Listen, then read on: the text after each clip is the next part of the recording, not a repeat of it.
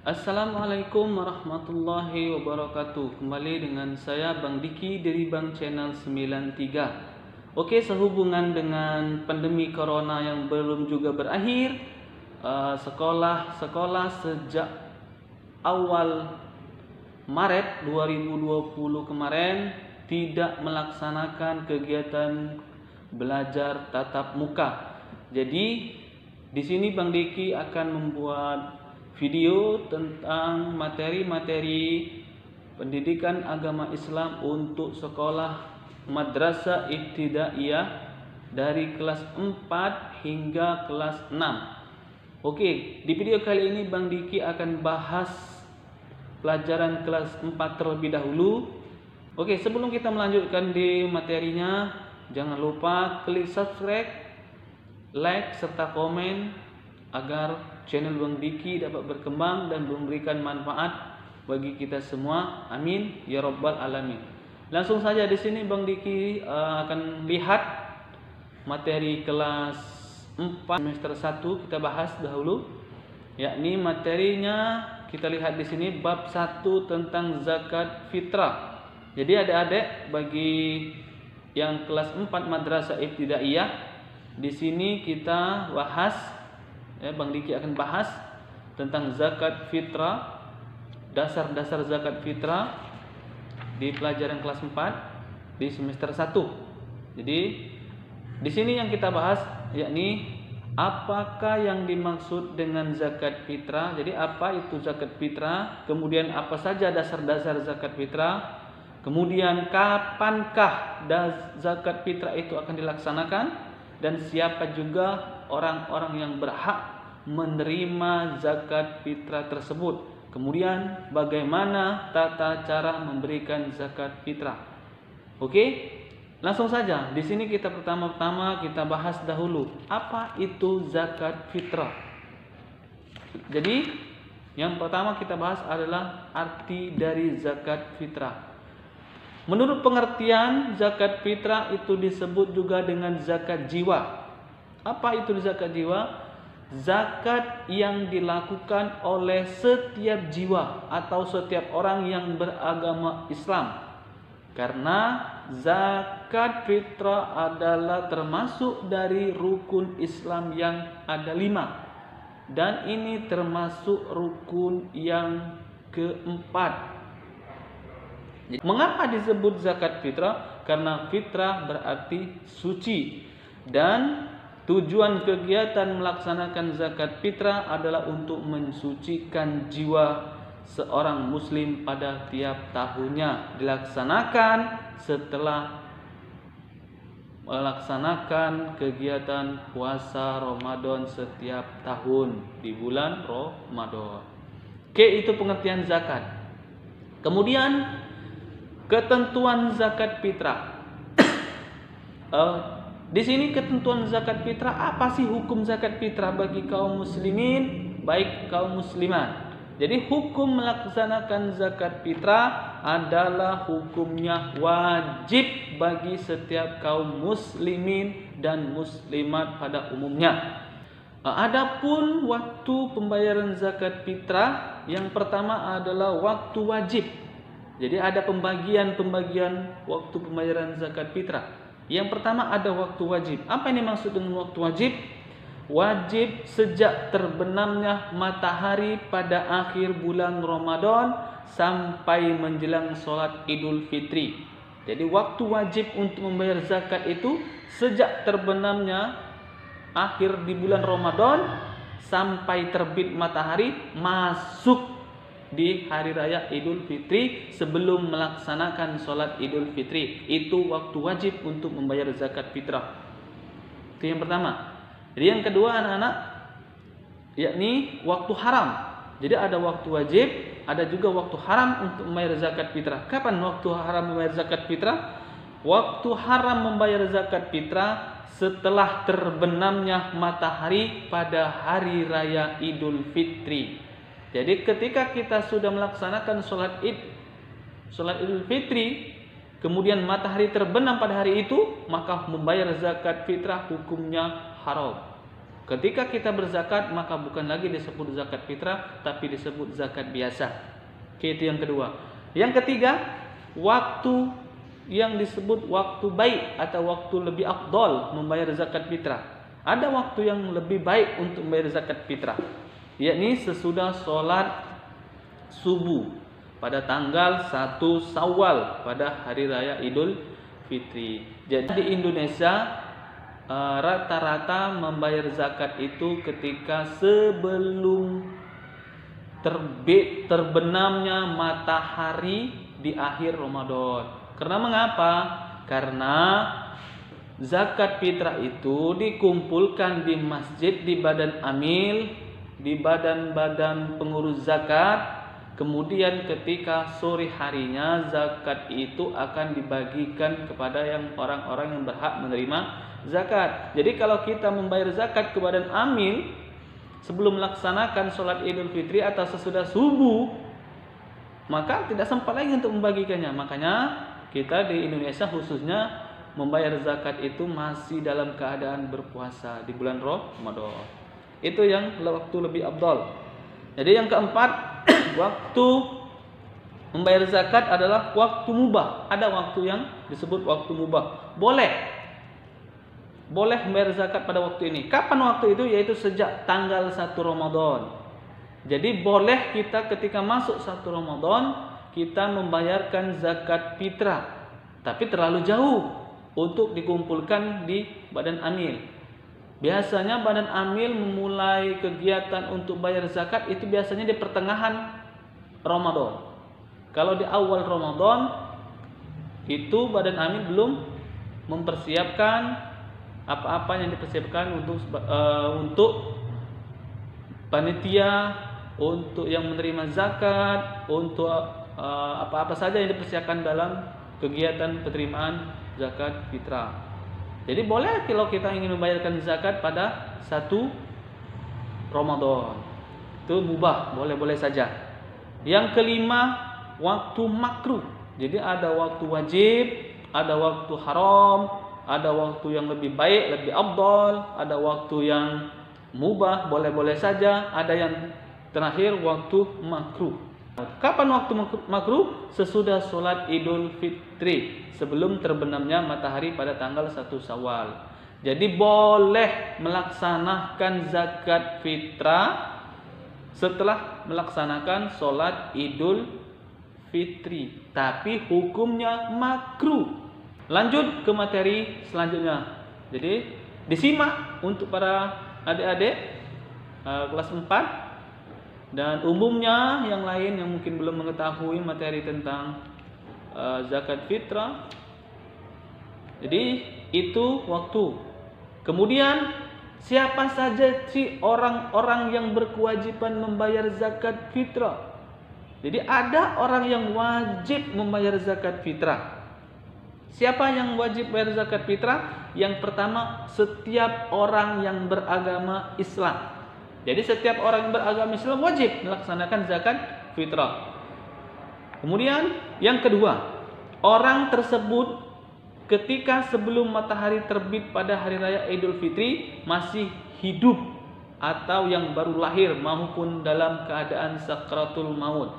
Jadi ketika kita dalam beragama Islam, ya, jadi ketika kita mungkin saat itu sakit, kemudian kita masih hidup, ya, pada hari raya Idul Fitri sebelum terbenam matahari, maka wajib kita tetap membayar zakat fitrah. Ataupun bayi yang baru lahir, misal ada seorang ibu-ibu yang sedang hamil, kemudian di malam takbiran atau di malam Idul Fitri, hari raya Idul Fitri, atau di siang hari raya Idul Fitri sebelum matahari terbenam lagi, ia melahirkan seorang anak, maka juga anak tersebut wajib untuk membayar zakat. Itu yang kedua. Yang ketiga, mampu menafkahi dirinya dan keluarganya. Jadi kalau orang yang masih mampu untuk menafkahi dirinya sendiri dan mampu untuk menafkahi keluarganya, maka dia juga tetap wajib untuk membayar zakat fitrah, kecuali tidak mampu. tidak mampu untuk menafkahi diri sendiri, apalagi untuk menafkahi keluarga, juga tidak wajib. Tapi terakhir, seseorang kepala rumah tangga wajib mengeluarkan zakat fitrah bagi dirinya, bagi istri dan anak-anaknya, baik ibunya dan orang lain yang menjadi tanggungannya. Misal, di sini ada karyawan atau pembantunya, dia berkewajiban untuk membayar zakat untuk membantu tersebut. Jadi itu orang yang berhak atau yang wajib membayar zakat. Nah, di sini mungkin ada pertanyaan, Bang, bagaimana sih, berapa sih takaran zakat fitrah itu? Nah, untuk takaran berapa bayar zakat fitrah, Rasulullah Shallallahu Alaihi Wasallam di dalam hadisnya, di sini dijelaskan, hadis riwayat Muslim nomor 1635. Ani bin Umar, anna Rasulullah Shallallahu Alaihi Wasallam farada zakat al-fitri min Ramadan ala nas sa'an min tamarin aw sa'an min sa'irin ala kulli hurri aw abdin zakarin aw unsa minal muslimin. Di sini disebutkan dari Ibnu Umar bahwasanya Rasulullah Shallallahu Alaihi Wasallam bersabda, mewajibkan zakat fitrah pada bulan Ramadan kepada semua orang-orang Islam, orang-orang yang merdeka atau hamba sahaya laki-laki ataupun perempuan. Jadi di sini hamba sahaya pun wajib membayar zakat fitrah. Berapa banyaknya? Sebanyak 1 sah. Berapa 1 sah itu? Kalau hitungan liter itu kira-kira 3,1 liter. Jadi kalau liter itu 3,1 liter. Tapi biasanya kita Indonesia ini membayar zakat itu menggunakan makanan pokok seperti beras. Ada mungkin yang menggunakan uang. Kalau beras, ada sebagian daerah yang menetapkan 2,5 kg. Ada juga yang menetapkan 3 kilogram. Kalau dijadikan uang itu sekitaran 25 sampai 30 ribu per orang. Jadi itu jumlah zakat yang kita keluarkan pada zakat fitrah. Orang-orang yang berhak menerima zakat fitrah itu terbagi menjadi 8 golongan. Yang pertama ada fakir, ada miskin, ada amil, musafir, fi sabilillah, mu'allaf, gharim, dan yang terakhir adalah budak. Nah, kita bahas di sini adalah yang pertama adalah fakir. Siapa sih fakir? Fakir adalah orang yang tidak memiliki harta dan juga tidak memiliki pekerjaan untuk memenuhi kebutuhan sehari-harinya. Jadi orang disebut fakir, orang-orang yang tidak memiliki harta benda dan juga tidak memiliki pekerjaan, itu yang disebut dengan fakir. Jadi dia berhak menerima zakat fitrah. Yang kedua yaitu miskin. Ya, ada fakir, ada miskin. Jadi beda fakir dan miskin. Siapa sih miskin? Miskin orang yang memiliki harta tetapi hanya cukup untuk memenuhi kehidupannya sehari-hari saja. Jadi perbedaan fakir dan miskin. Harus tahu, jangan fakir miskin. Jadi fakir dengan miskin itu beda. Kalau fakir orang yang tidak memiliki harta benda dan juga tidak memiliki pekerjaan. Sedangkan miskin orang yang memiliki harta tetapi cukup hanya untuk memenuhi kebutuhan hidupnya sehari-hari saja. Itu orang yang berhak menerima zakat. Yang kedua, yang ketiga adalah amil. Nah, di sini amil adalah orang yang mengelola pengumpulan zakat fitrah, makanya disebut dengan badan amil. Badan amil adalah panitia penerima zakat fitrah. Mereka juga berhak menerima zakat fitrah. Dan yang keempat adalah mu'alaf.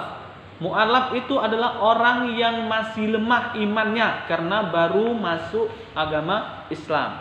Jadi orang yang baru pertama masuk agama Islam, mungkin dari agama lain pindah ke agama Islam, maka dia walaupun kaya walaupun hartanya banyak, tapi dia tetap berhak untuk menerima zakat fitrah. Ya, karena imannya masih lemah. Boleh dia menolak? Boleh. Tapi dia berhak untuk menerima zakat. Walaupun dia menolak untuk dikasihkan, mungkin ada yang orang yang lebih membutuhkan daripada dia, boleh dia memberikannya kepada orang lain. Itu yang keempat. Yang kelima adalah budak. Budak di sini adalah hamba sahaya. Hamba sahaya itu mungkin pada saat ini yang namanya budak itu tidak ada lagi. Itu pada masa Rasul 6, yakni gharib. Apa itu gharib? Orang yang memiliki banyak hutang. Jadi orang yang memiliki banyak hutang, maka dia juga berhak untuk menerima zakat fitrah. Yang ke-7, yakni fi sabilillah. Siapa fi sabilillah? Orang yang berjuang di jalan Allah Subhanahu wa taala, sedangkan dalam perjuangannya tidak mendapatkan gaji dari siapapun. Jadi setiap orang yang berjuang di jalan Allah dan tidak menerima gaji, maka dia berhak menerima zakat fitrah. Fisabilillah bukan berarti orang yang berperang, tapi orang yang mengajarkan agama Islam, orang yang mengajarkan ilmu-ilmu agama, maka dia juga disebut dengan fisabilillah.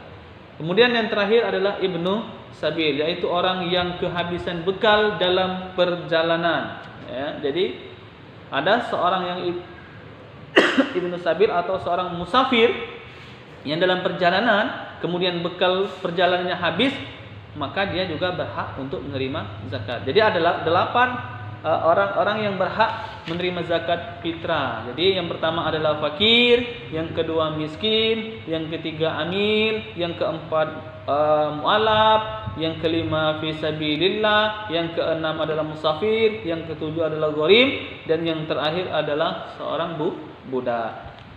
Oke? Jadi adik-adik silakan dipahami, dihafalkan siapa saja orang-orang yang berhak. Di sini Bang Diki hanya membahas inti-inti dari pelajaran akidah akhlak bab pertama tentang zakat fitrah. Jadi itu yang berhak untuk menerima zakat fitrah. Adapun tata cara untuk melaksanakan zakat fitrah, ya, bagaimana tata cara untuk melaksanakan zakat fitrah? Yang pertama adalah kita harus menggunakan bahan makanan pokok untuk membayarkan zakat fitrah. Bisa berupa beras, berupa juga sagu ataupun jagung. Jadi itu lebih baik gunakan makanan pokok. Indonesia, khususnya Indonesia, itu biasanya menggunakan beras ataupun uang.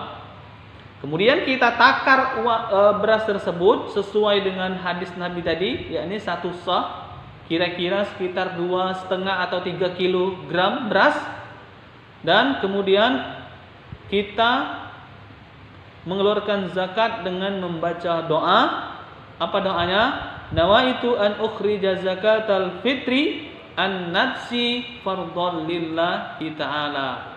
Jadi kita berniat, sengaja aku berniat untuk mengeluarkan zakat fitrah atas diriku sendiri karena Allah Subhanahu wa taala. Makanan pokok beras kita berikan langsung kepada yang berhak ataupun diserahkan kepada badan amil, orang panitia yang menerima zakat fitrah. Oke, jadi itu tata cara untuk mengeluarkan zakat fitrah. Kemudian setelah kita berikan kepada panitia tersebut juga akan membaca doa. Apa doa yang dibaca oleh panitia atau orang yang menerima zakat tersebut? Ajarakallahu fima a'taita wa barakallahu fima abqaita wa ja'alana laka tahura.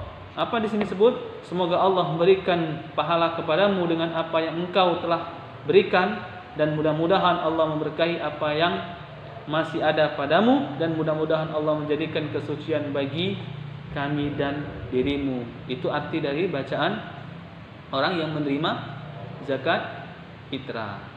Jadi kemudian kalau kita memberikan kepada panitia zakat, panitia zakat itu berkewajiban untuk membagikan zakat fitrah tersebut kepada orang-orang yang berhak menerima zakat fitrah tersebut. Jadi Inilah inti-inti dari pelajaran akidah akhlak bab 1 kelas 4 Madrasah Ibtidaiyah.